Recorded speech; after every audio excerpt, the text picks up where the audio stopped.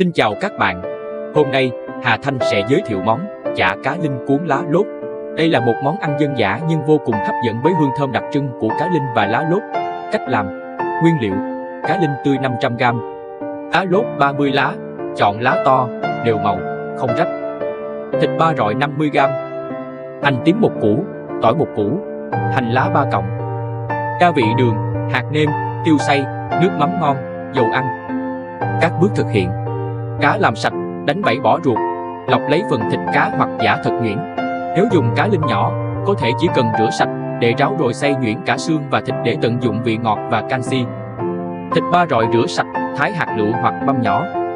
Rửa sạch từng lá lốt, để ráo nước. Lựa chọn các lá to, đẹp để cuốn. Giữ lại khoảng 3 đến 4 lá lốt sắc nhuyễn để trộn vào chả. Hành, tỏi, bóc vỏ, băm nhỏ. Hành lá, cắt nhỏ. Cho thịt cá xay, thịt ba rọi, hành tím băm, tỏi băm, phần lá lốt sắc nhuyễn và hành lá vào tô lớn. Thêm vào 1 muỗng cà phê đường, 1/2 muỗng cà phê hạt nêm, 1/2 muỗng cà phê tiêu xay, 1/2 muỗng canh nước mắm. Dùng tay trộn thật đều và quết để chả cá được dai và kết chín. Hỗn hợp chả cá trong khoảng 15 phút để ngấm gia vị. Cuốn chả cá, trải lá lốt ra mặt phẳng. Múc một lượng chả cá vừa đủ đặt lên đầu lá. Gấp 2 mép lá lốt hai bên vào, sau đó cuộn tròn lại từ cuốn lá lên. Cuốn chặt tay để chả không bị bung ra khi nướng. Xếp chả cá lên bị nướng. Phết một lớp dầu ăn mỏng lên bề mặt chả để chả không bị khô và cháy.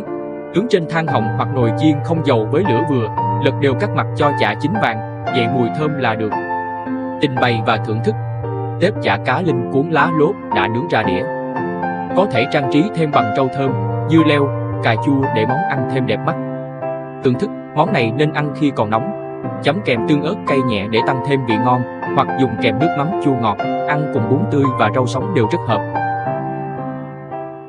Những điều lưu ý: chọn cá linh tươi là yếu tố quyết định độ ngon của món ăn.